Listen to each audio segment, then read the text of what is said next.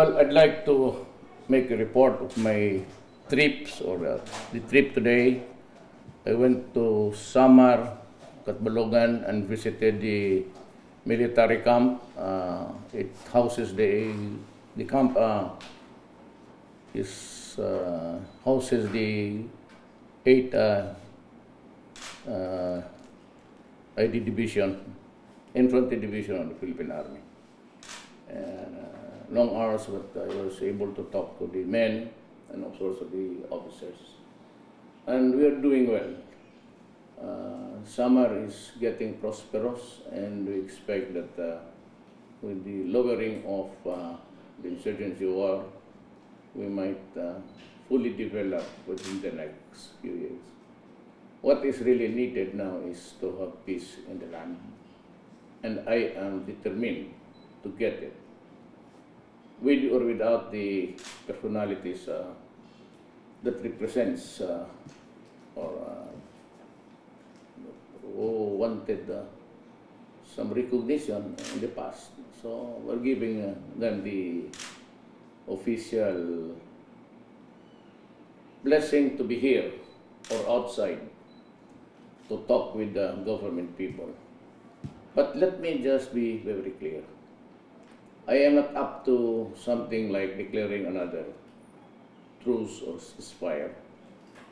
And I have to see the two panels talking about peace. And maybe if they are willing, they want to address the ceasefire issue, they can go on.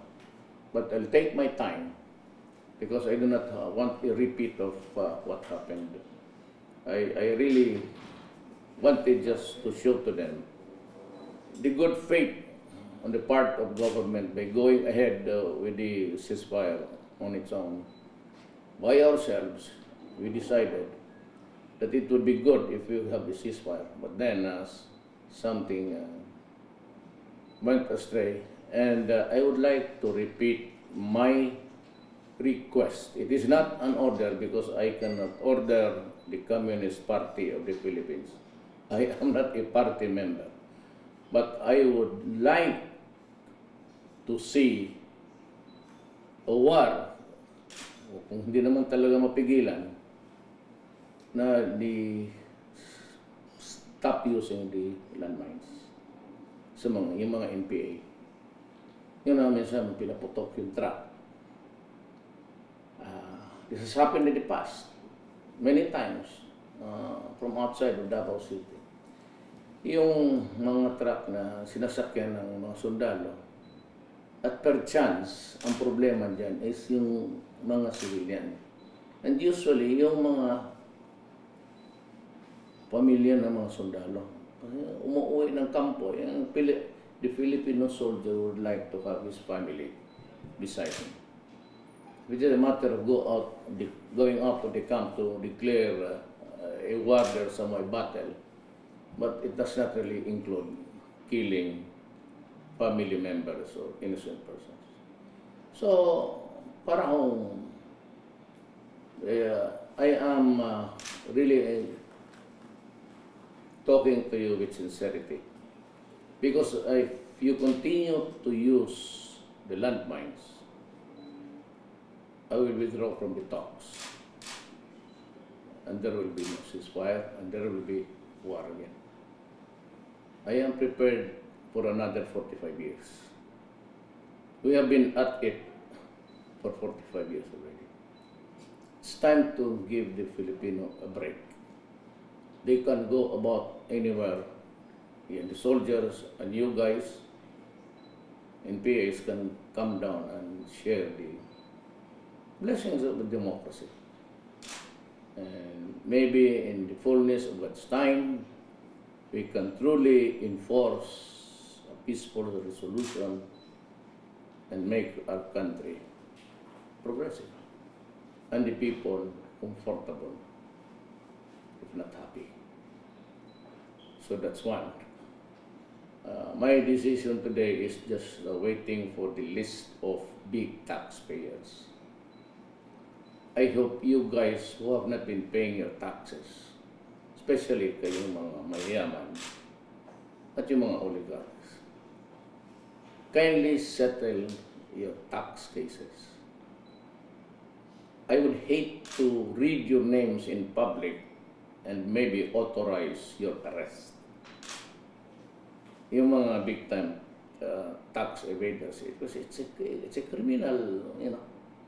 You enjoy the blessings of prosperity. You enjoy the progressive, the progress and the progressive peripheral provinces and cities. You have the money, you get profits. But then the thing is, you don't pay your taxes. Nagpatong na yung utang ninyo sa gobyerno, and you expect me to give you security? You expect me to use the roads, the ports, the airports, and everything that the government produces for the people. Nakikihalo kayo, nakikisali kayo, mayaman kayo. Eh, ang problema, hindi kayo bumabayad ng taxes na tama. If you do not want harassments from the BIR, and I promise you, magbayad lang kayo sa tamang taxes. Just pay the correct in your even calculations. Bayaran mo lang yan. At I can assure you, no harassments at all for the rest of your year. For the rest of the year. I will not authorize BIR agents or people going to your business place mabukas, tapos tignan naman yung record. It will not happen during my presidency. Hindi ko talaga papayagan yan. Kilkil, tawag sa Bisaya niya, extortion. Well, and those people in the BIR now, I have faith in Cesar Dulay. Kayo, huwag kayong magkamali. Even a whisper. Ngayon, kung nasanay kayo noong past years, well and good. You are now comfortable with your whatever. Kwarta ninyo na sa Bisaya pa nakupras. Kinita ninyo. You have beautiful homes, cars, and everything. During my watch for 12 years, stop it. Customs, smuggling. Eh, nakikinig ako si Nick John Peldon because huwag mo lang pahirapan mo talaga. At kung tapon mo na lang sa dagat, ayaw maniwala sa'yo.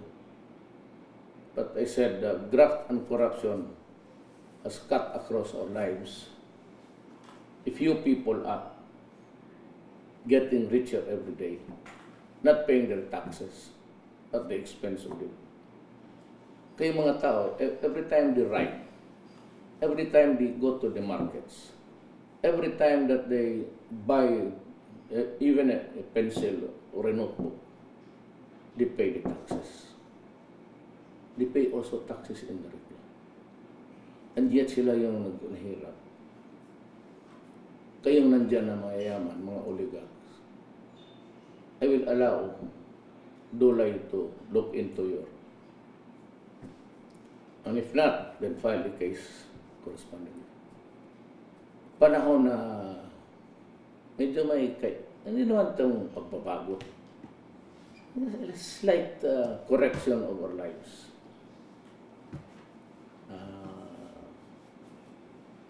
Kahit saka yung contractualization, itong may maraming franchise, concessions, mining, I will review everything.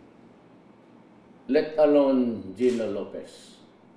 I will be sisilipin ko yung lahat ng ano. I'm not into harassments. I'm not into for money. My God. You can keep your.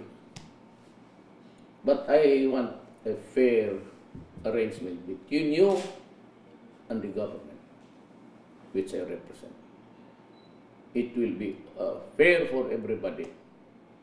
Wala akong ano. I won the presidency almost just yung aming partido. It's very small. We don't have the money.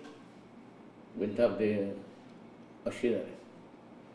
But from the looks of it, actually, it was the Filipino ang machinery ko. And from the sheer, ayaw ko kasi magyabang.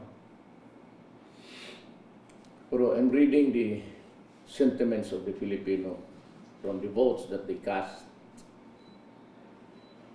last election. There's a message.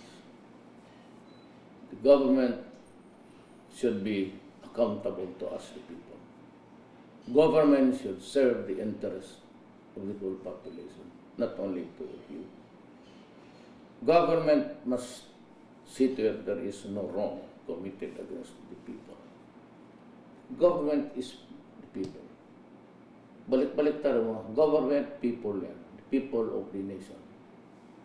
Representante na. That's why government is defined as an agency through which the will of the people is expressed. So ganun po. And I ask for your understanding and I ask for your cooperation. Hayaan mo na ako, I have a problem to solve. Do not point to me whatever mistakes that I commit, or I hold myself responsible for all of these things. The campaign against drugs will continue. It will be sustained till the end of my term. Kung mag-survive tayo dyan, magpasalamat ako. Pag hindi ka nag-survive, o ako ang natapos, gano'n. Just the same, the fervor will be there because it's part of nation building. This country cannot grow if there's so much drugs, criminality, and corruption. It has to stop. Maraming salamat.